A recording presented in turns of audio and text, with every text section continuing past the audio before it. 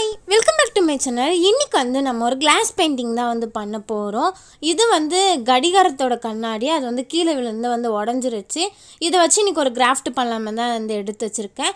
இன்றைக்கி நான் ஒரு ஸ்பெஷலான ஒரு ஆர்ட் பண்ண போகிறேன். விநாயகர் சதுர்த்தி வருது இல்லையா, அதுக்காக தான் இந்த ஆர்ட் பண்ண போகிறோம்.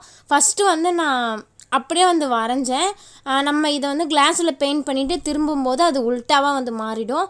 அதனால் இன்னொரு பேப்பரில் என்ன பண்ணேன்னா, ஃப்ளிப் பண்ணுவோம்ல ஃபோட்டோவை, எந்த ஃபோட்டோ வேணுமோ அதை ஸ்க்ரீன்ஷாட் எடுத்துகிட்டு அதை அப்படியே ஃப்ளிப் பண்ணி இந்த மாதிரி நான் வச்சு வரைஞ்சிக்கிட்டேன்.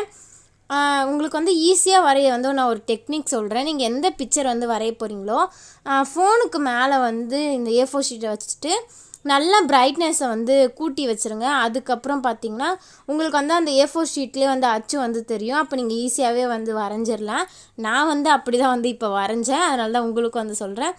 அப்படி நீங்கள் வரையணும் எதனா அப்படின்னா நீங்கள் இந்த மாதிரி ட்ரை பண்ணி பாருங்கள். இப்போ இதுக்கு மேலே ஃபுல்லாக நம்ம பிளாக் கலர் பெயிண்ட் தான் கொடுக்க போகிறோம்.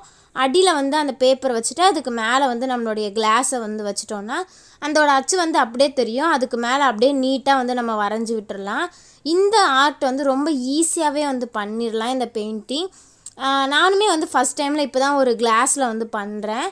ஒரு கண்ணாடியில் பெயிண்ட் பண்ணுறது இதுதான் ஃபஸ்ட் டைம். இதுக்கப்புறம் பெயிண்ட் பண்ணுறதுக்குனே மிரர் வைப்பாங்கள்ல, அதெல்லாம் வாங்கி பண்ணலான்னு ஒரு ஐடியா இருக்குது. இன்றைக்கி நம்ம இதில் தான் பண்ண போகிறோம். ஃபஸ்ட் டைம் பண்ணுறதுனால ரொம்ப ஆர்வமாக இருக்கேன், எப்படி ஃபைனலாக அவுட்புட் வரும்னு. நான் இன்றைக்கி விநாயகர் சதுர்த்திக்காக தான் பண்ணுறேன். நீங்கள் வேறு எதனா பெயிண்டிங் கூட பண்ணிக்கலாம். இல்லை இந்த மாதிரி க்யூட்டாக விநாயகர் கூட நீங்கள் பண்ணலாம். உங்களுக்கு என்ன பிடிக்குமோ நீங்கள் அதை வரைஞ்சி இந்த மாதிரி பெயிண்ட் பண்ணிக்கோங்க. நான் விநாயகர் சதுர்த்தி வருதில்ல, அதுக்கு ஸ்பெஷலாக பண்ணலான்னு தான் இது பண்ணிகிட்ருக்கேன். ஃபினிஷிங்கில் ரொம்பவே க்யூட்டாக அழகாக இருந்துச்சு. கண்டிப்பாக நீங்களும் ட்ரை பண்ணி பாருங்கள்.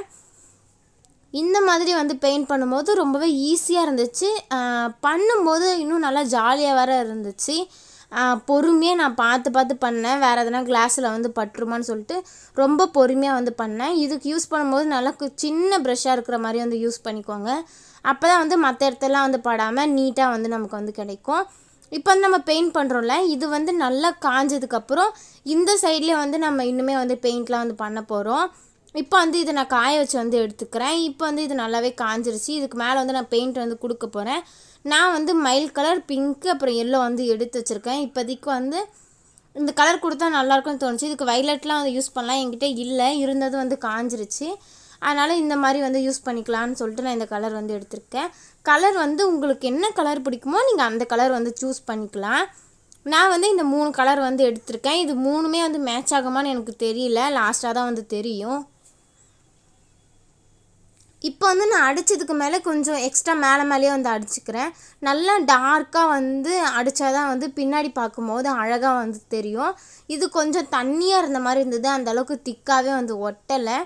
அதனால் மேலே நான் அடிச்சிட்டு இருந்தேன். நீங்கள் வேணுன்னா காஞ்சதுக்கப்புறம் இன்னொரு கோட்டிங் கூட அடிச்சுக்கலாம். அந்த மயில் கலரை விட இந்த பிங்க் ரொம்பவே லைட்டாக இருந்துச்சு.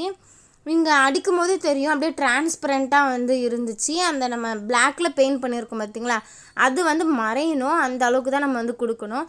ஆனால் இது மறையவே இல்லை. எனக்கு என்ன பண்ணுறதுன்னு தெரிலன்னு சொல்லிட்டு நான் திரும்ப அதுக்கு மேலேயே அடிச்சிட்டு இருந்தேன். அப்போவுமே அது ஒழுங்காகவே வரல.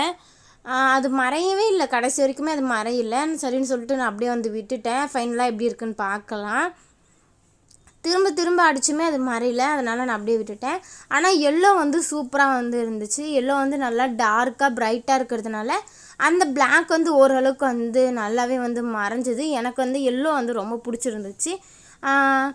இந்த எல்லோவே ஃபுல்லாக கொடுத்துருந்தாவும் நல்லா இருந்திருக்கும். நான் கொஞ்சம் 3-4 கலர் இருந்தால் நல்லா இருக்குமேன்னு சொல்லிட்டு தான் இந்த மாதிரி ட்ரை பண்ணேன். ஆனால் இது எனக்கு அந்த கலர் நான் சூஸ் பண்ணது நல்லா இல்லைன்னு நினைக்கிறேன்.